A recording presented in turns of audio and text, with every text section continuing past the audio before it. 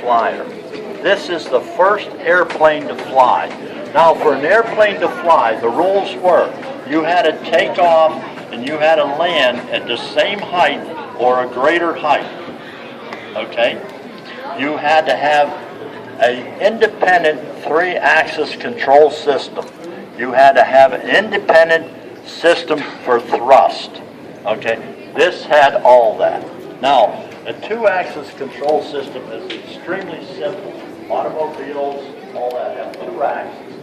Three axis is the math is very, very complex. The only thing that has that is air vehicles and submarines. Okay? I don't know of anything else that has three axes. And what happens is the Wright brothers, the storyline is they would watch birds soaring. Okay? And when a bird, if its wings are like this, the bird wants to turn that way, what happens to this wing? Does it go up or down? It goes up like that, and it turns like that. Well, a simple way of looking at it, say, if it goes up, it has more energy, so it goes faster. Okay? So, anyway, they saw that. They would watch birds soaring and everything. They didn't know how to replicate this. So, what happened in the storyline was, is Wilbur was selling an inner tube in his bicycle shop. Both ends of the box were off. He was just twisting the box and talking to the customer. And then he looked down and thought, I have one end of the box up, one side of the box done, and I still have a straight plane. And he thought, what I can do, I can warp the wings. If I warp the wings, I will get the same control that the birds have. So in 1899, in Dayton, Ohio, they took a box kite. This is a replica of their box kite there. Okay, they put a tail on it. They called it tail a stabilizer. And with that, they perfected the three-axis control system, the wing warping procedure. So then they were ready to go.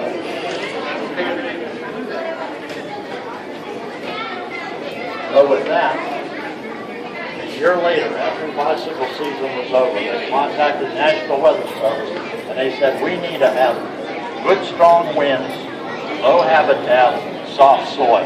They gave them a list of different places. One of them was the Outer Banks of North Carolina, Kitty Hawk. They went down to Kitty Hawk and they assembled, this is their 1900 glider. And they're not going to do anything but fly. They have a canard in the front. They're not going to be on this. This is going to be tethered to the ground, and all they're going to do is get data.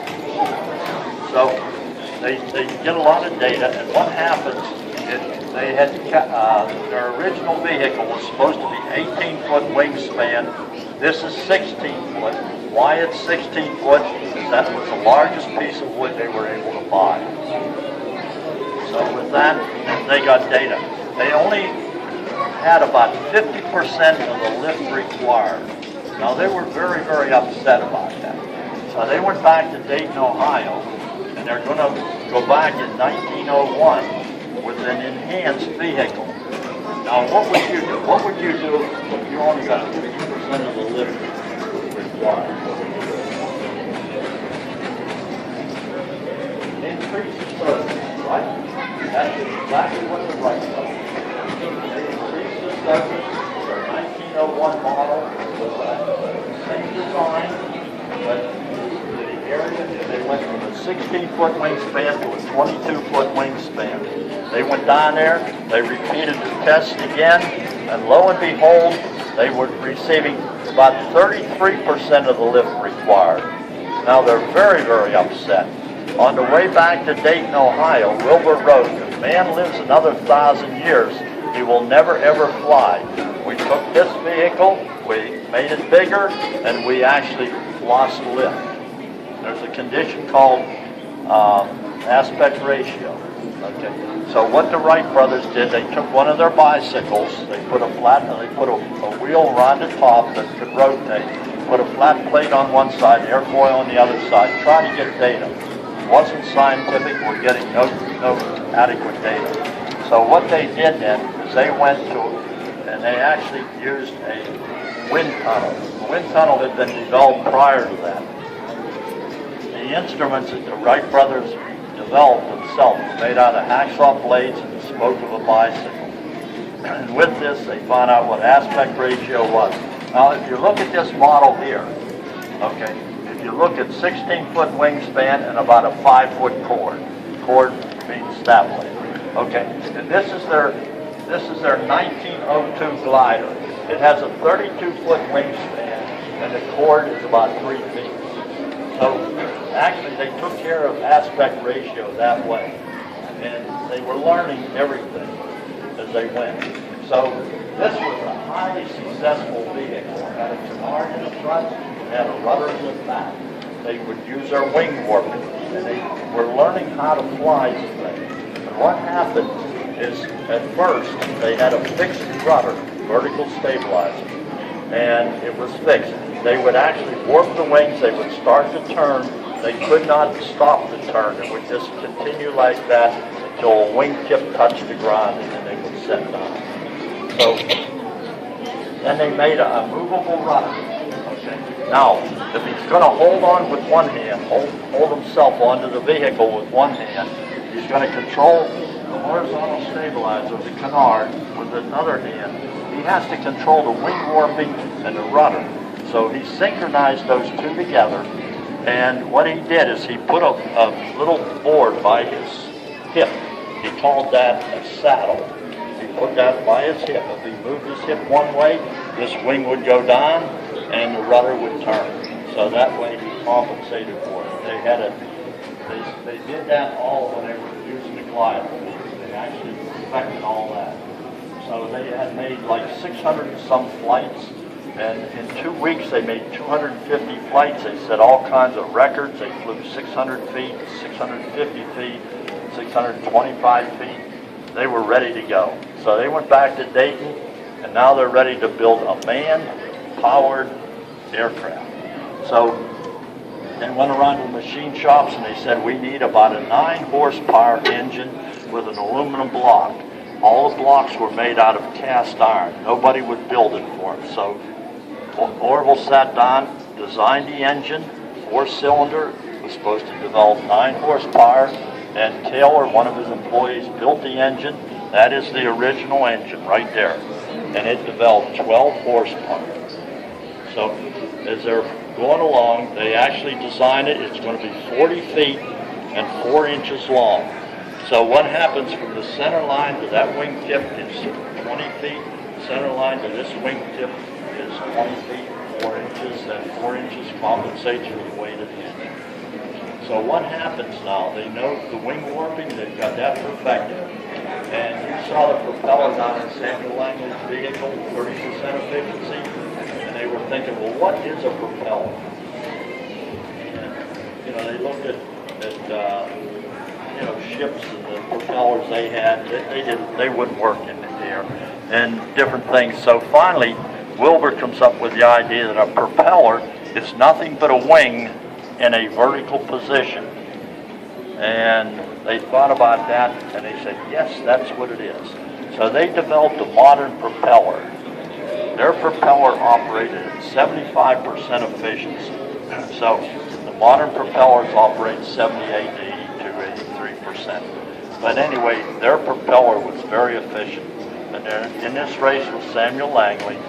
Samuel Langley fails in October and in the first week in December. So they're now in the lead. And they had said, if Samuel Langley is successful, we quit. So then they come along, they have this thing done at Kitty Hawk. Their runway, they're in soft sand. Their runway is 4 15-foot long 2x4s with a steel plate on top. See that? They have, their wheel is a hub of a bicycle right here and back there. The hub of a bicycle, that's all it is.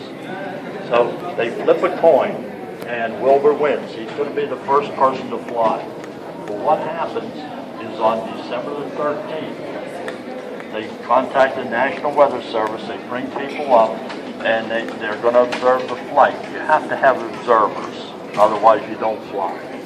And so they have a wing locker on both wings, so it dips down into the sand, the flight will be over, so they hold the wing up. So Wilbur goes down, end of the runway, he lifts off, he flies about 15, 18 feet, he crashes. Brings part of the vehicle Journey to the stars. Taking the takes incredible 3 days 18 to million repair it. journey Now to it's our on universe to December experience the lives of 17th. death of They're stars not going to fly including our own sun, about 20 is miles an 25 hour. minutes to The winds are 20,000. 27 miles an hour. Tickets are It's close available to now on Christmas. Journey to the Their Stars. fathers By the are Space Office on the second dean and the in IMAX his experience church. on So the what he wants them home for Christmas. So they're under a lot of pressure. So they're going to fly at 27 mile an hour headwinds. So they contact the National Weather Service. They bring the people up. They take a phone by the name of John Daniels. They put him underneath the hood, give him a pressure ball, and take a picture. So anyway, they're ready to go. Now it's Orville's turn. At about 10:30 in the morning, he goes down the runway. He lifts off, and he flies for 12 seconds, 120 feet. Now that's amazing. Nobody had ever done that. That's the first time in the world. So Wilbur says, hey, that's pretty good. I can do better. Bring it back. And he does better. He flies about 230 feet or something like that. And then it's Orville's turn again. He flies about 300 and something feet. The fourth flight of the morning, okay, with Wilbur to control, he flies for 59 seconds. He flies 832 feet. There's a line of trees. Okay, he wanted to try to lift up over the trees. He did not have the power to do that. Now, what happens is he didn't know he was flying in ground effect. As soon as he got out of ground effect, he couldn't fly. So he said, I'll set it down, and we'll go to lunch, and we'll do some real flying. So he set it down, and he did some damage to the canard out here. They said, let's go to lunch, we'll come back, we'll repair it, and we'll do some real flying. A gust of wind come up when they were at lunch, flipped the whole thing over, totally destroyed it, destroyed the engine, and that was the end of their flights. So they, and if you look over here, that picture is one that John Daniels took right after liftoff. That's Wilbur in the foreground, Orville on the wing, and that's his 12-second flight. Now, right below that, you see that broken propeller? That's the original propeller. These are replacements. Any questions on that?